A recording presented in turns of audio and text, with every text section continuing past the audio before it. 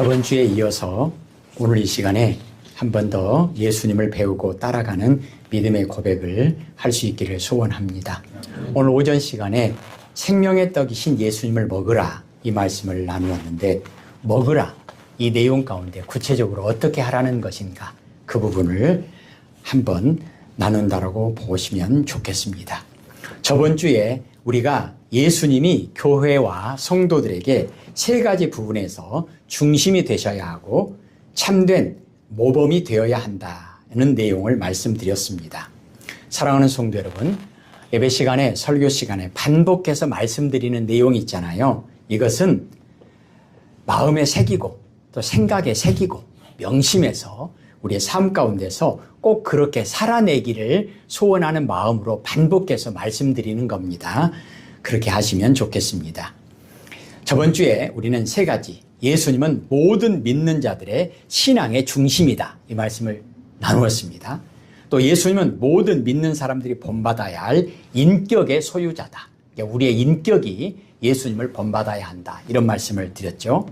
자, 그러면 본받아서 어떻게 하는 겁니까? 삶 속에서 실천하는 겁니다. 예수님은 그리스도인들이 표준으로 삼아야 할 삶의 모델이고 실천의 모범이다, 이런 말씀을 드렸습니다. 이것을 한 문장으로 하면 예수님을 배우고 예수님을 따라서 예수님처럼 삽시다, 그런 내용이죠. 이렇게 되려면 우리 힘으로 가능하지 않습니다. 어떻게 하면 좋겠습니까? 이것 또한 하나님께서 우리를 도와주시려고 성령님, 보혜사 성령님으로 오셔서 우리를 도와주시는데, 방금 전에 말씀드리는 그 내용으로 하자면 성령님은 우리 중심에, 교회의 중심에 예수님을 모시고 예수님께만 영광 돌리며 살 수 있도록 도와주신다는 겁니다. 이것이 성령님이 하시는 일이에요. 지금도 그것을 하고 계십니다.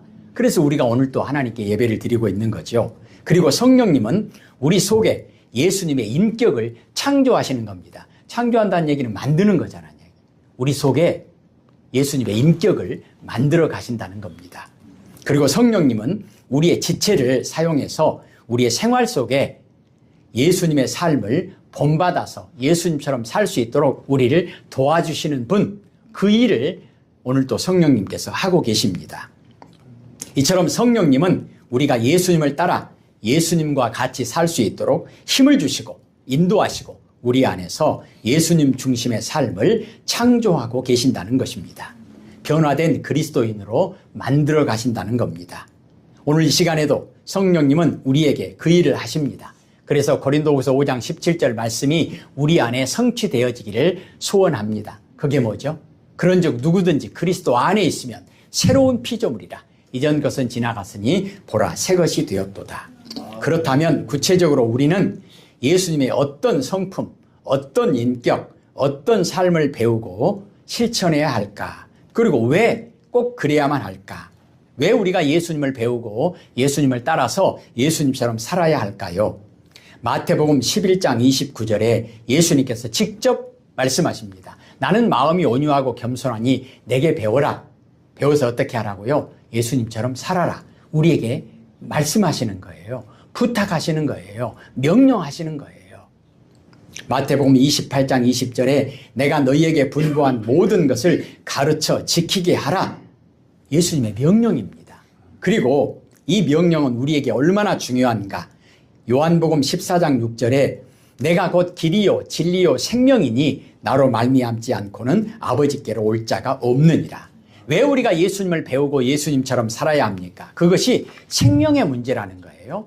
구원의 문제라는 거예요. 영생의 문제라는 거예요. 선택의 문제가 아니고 반드시 우리에게 꼭 필요한 생명의 문제라는 것입니다. 우리는 오늘 이 시간에 예수님의 낮아지심의 겸손을 통해서 예수님을 배워야 합니다. 예수님의 비우심, 예수님의 섬김을 배우고 따라가야 합니다. 저번 주에 주제를 잠깐 언급했었죠. 첫째로 예수님의 낮아지심의 모범을 배우고 따라가야 한다는 것입니다. 마태복음 11장 29절에 내게 배우라. 뭘요? 겸손을 배우라. 겸손이 뭐죠? 낮아지시는 거, 섬기시는 거, 이것을 배우라는 것입니다.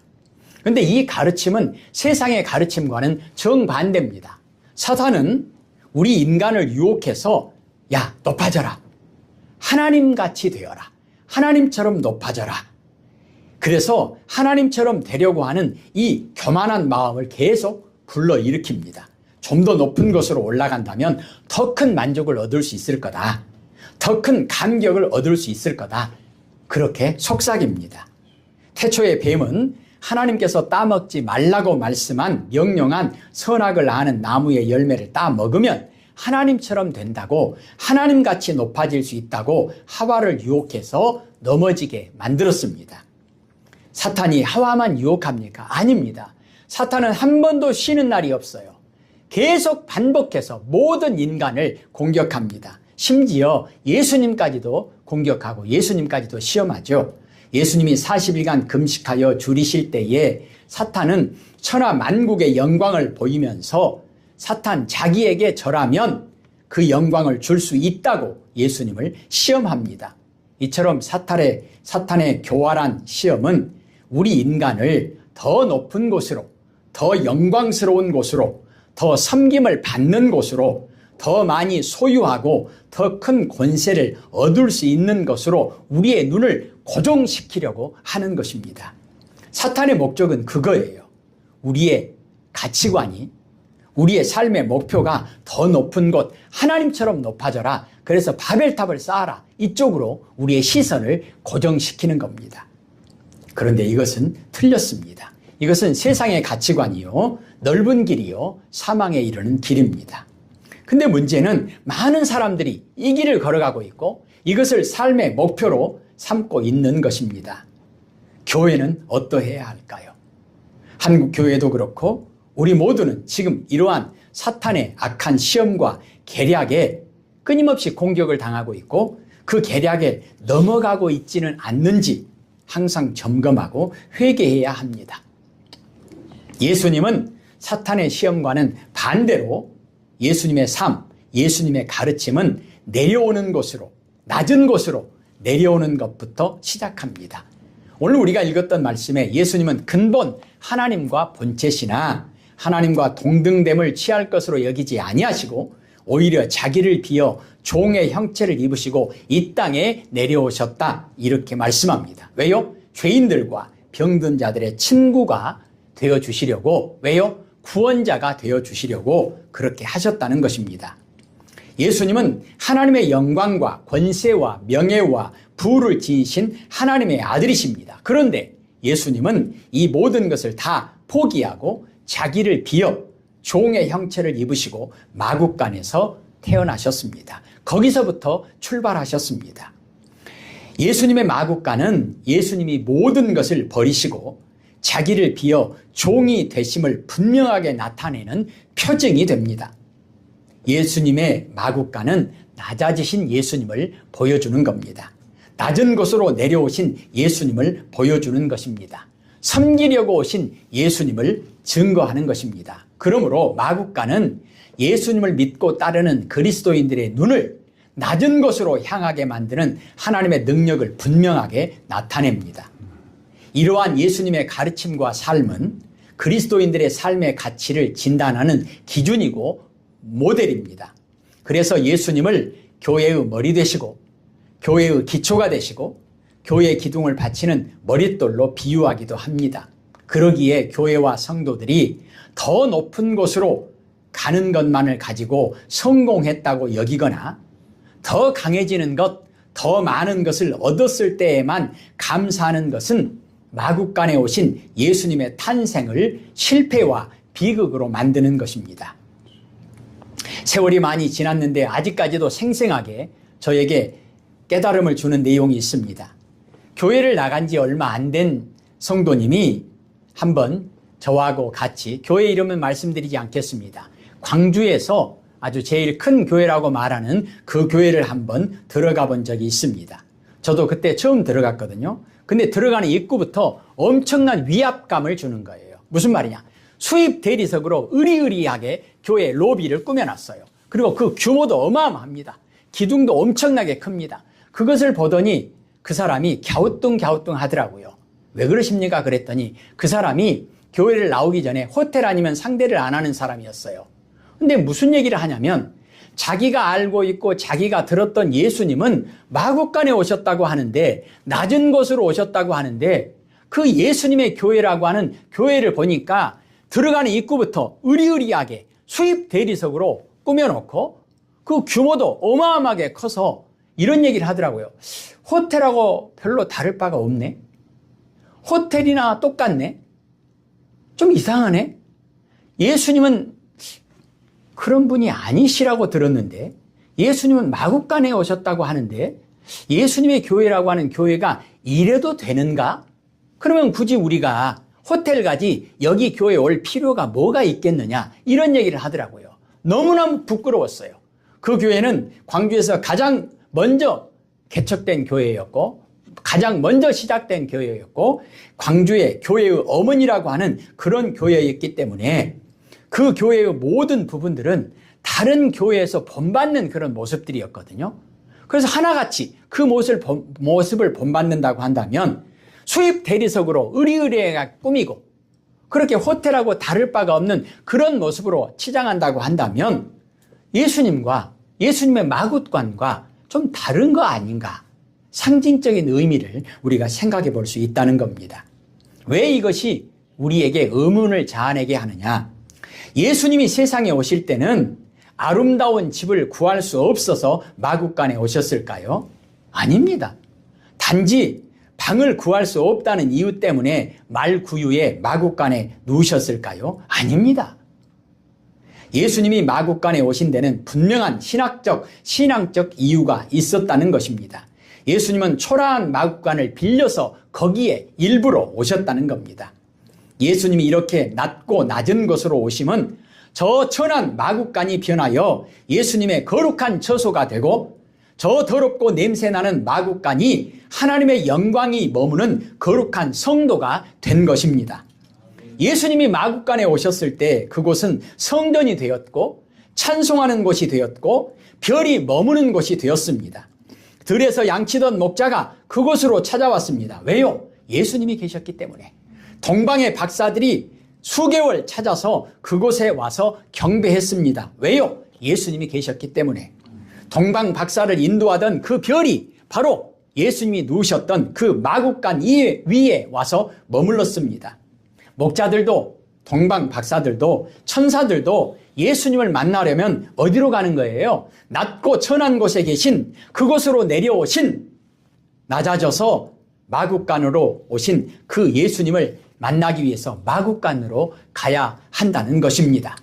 예수님을 만나기 위해서 으리으리하게 금으로 은으로 치장된 호텔로 가는 것이 아니라 낮고 천한 곳으로 오신 예수님, 그분이 계신 그 마국간으로 갔다는 것입니다.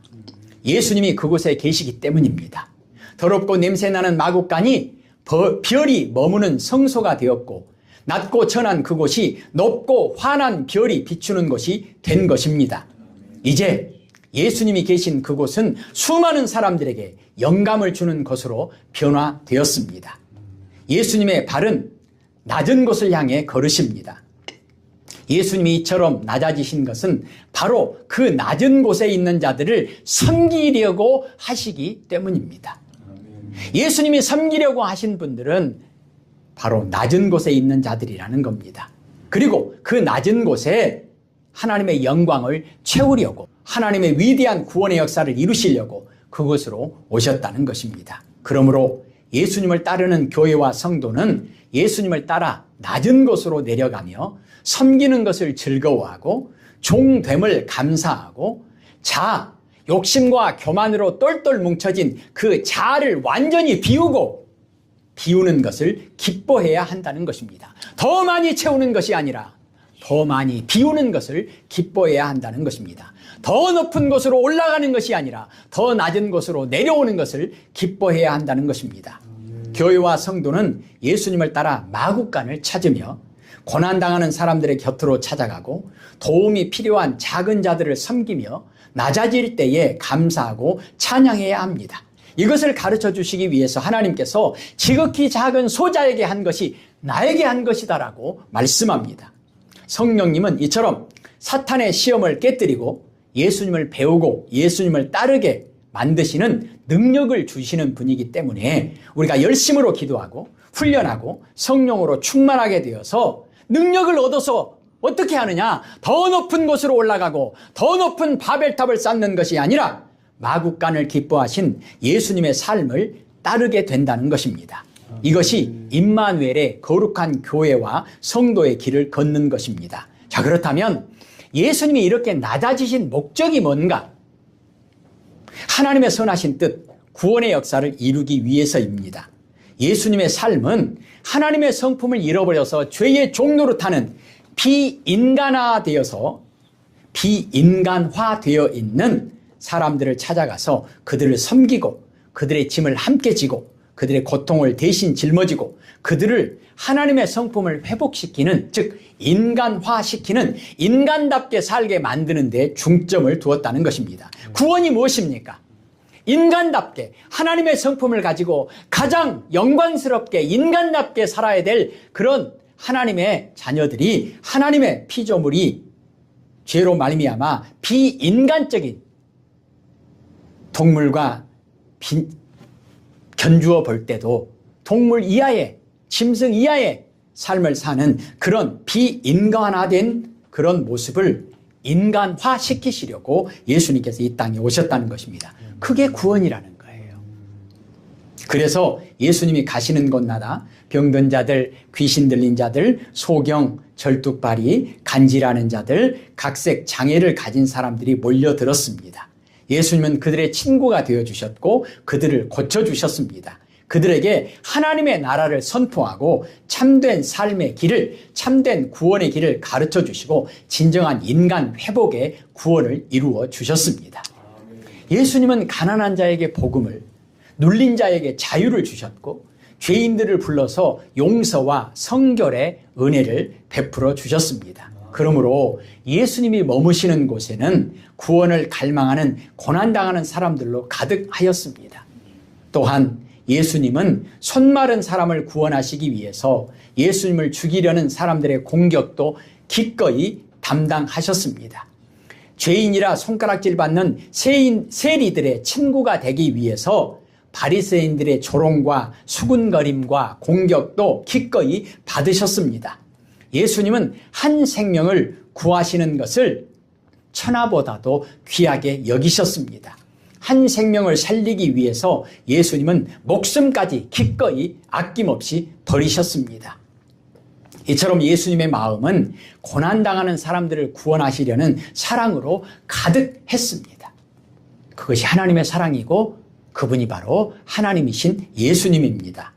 그것을 위해서 예수님은 어떤 대가도 지불하셨습니다. 우리 죄를 대신해서 대속제물 되셨습니다. 예수님이 세리 마태의 집에 들어가서 세리와 함께 잡수실 때에 바리새인들이 예수님의 제자들에게 조롱하고 손가락질하면서 야, 너희가 따르는 선생은 세리와 죄인들과 함께 잡수시느냐? 그들과 동급 아니냐? 이렇게 제자들을 조롱하고 공격했을 때 이 말을 들으신 예수님은 오히려 당당하게 선포하십니다. 건강한 자에게는 의원이 쓸데없다. 병든 자에게라야 쓸데있다. 내가 의인을 부르러 온 것이 아니요 죄인을 부르러 왔노라. 이렇게 말씀하셨습니다. 이것이 바로 예수님이 구세주와 메시아 되심을 선포하신 것입니다. 이처럼 성육신하신 예수님, 이 땅에 낮고 천한 곳으로 오신 예수님, 왜 오셨는가? 목적이 무엇인가? 바로 죄인들과 세리들과 냄새나는 죄인들을 찾아가셔서 그들의 친구가 되어주시고 그들과 인격적 교제를 나누심으로써 그들을 구원하셔서 하나님의 영광을 나타내는 사람으로 변화시키기 위해서 그렇습니다. 이것을 위해서 예수님은 낮은 곳에 머물기를 기뻐하셨습니다. 더 낮은 곳으로 내려가기를 기뻐하셨습니다. 그렇게 사셨고 예수님의 제자된 교회와 우리들에게도 이렇게 가르쳐 주셨습니다. 그런데 예수님은 빛이시기 때문에 어둠 가운데 들어간다고 해서 어두워지겠습니까? 그렇지 않습니다. 빛은 어둠 가운데 들어갈수록, 더 깊은 어둠 가운데 들어갈수록 더 밝게 빛이 납니다. 빛과 어둠은 상대가 됩니까? 안 됩니다. 어둠은 결코 빛을 이길 수 없습니다. 예수님은 빛이기 때문에 더 캄캄한 어둠 가운데 들어가실수록, 내려가실수록 예수님의 빛은 더 빛나게 되었습니다. 예수님은 겸손하셨습니다.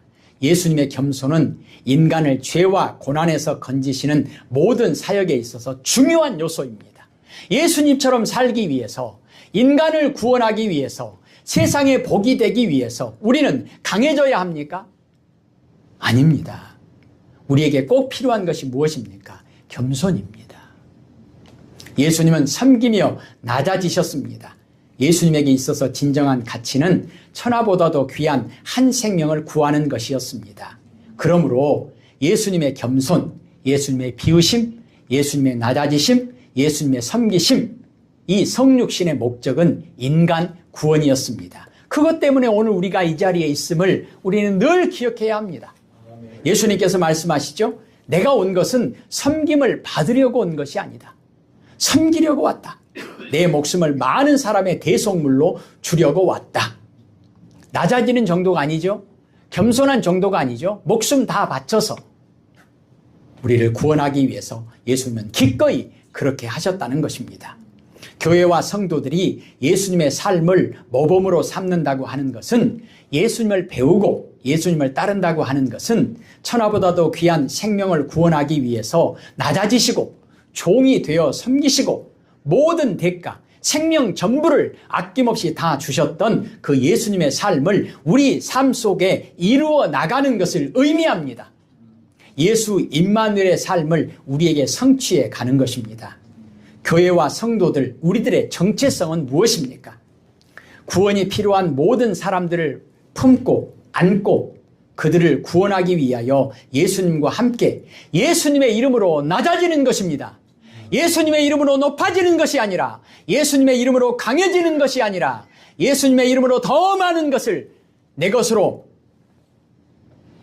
축적하는 것이 아니라 예수님의 이름으로 낮아지는 것입니다. 예수님의 이름으로 섬기는 것입니다. 예수님의 이름으로 사랑하는 것입니다. 예수님의 이름으로 죽기까지 하나님의 말씀에 순종하는 것입니다. 이것이 바로 예수님을 배우고 예수님을 따라가는 것입니다. 이것이 바로 교회가 예수님의 교회요, 교회가 예수님의 제자가 되어서 예수님처럼 살아가는 것입니다. 이것이 우리 교회의 정체성입니다. 예수님은 오늘 또 우리에게 도전하십니다. 명령하십니다. 부탁하십니다. 마태복음 5장 13절에서 16절 말씀처럼, 오늘 기도하신 것처럼 너희는 세상의 소금이다. 너희는 세상의 빛이다. 산 위에 있는 동네, 산 위에서 동네를 비춰라. 등경 위에서 집안 모든 사람들을 비춰라. 등경 위에서 방안 곳곳을 비춰라. 이같이 너희 빛이 사람들 앞에 비치게 해서 그들로 너희 착한 행실을 보고 하늘에 계신 너희 아버지께 영광을 돌리게 하라. 그것이 무엇입니까? 예수님처럼 낮아지라는 것입니다. 예수님처럼 겸손해져야 한다는 것입니다.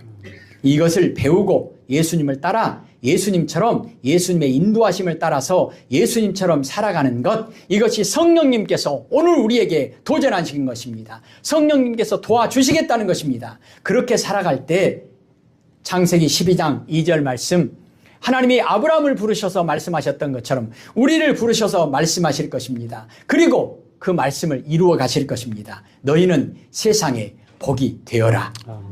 기도하십시다. 아멘. 주 예수여 오시옵소서. 아멘. 주 예수여 오시옵소서. 우리를 가르쳐 주시고 우리도 예수님처럼 살아가게 하옵소서. 아멘. 예수님 이름으로 기도합니다. 아멘.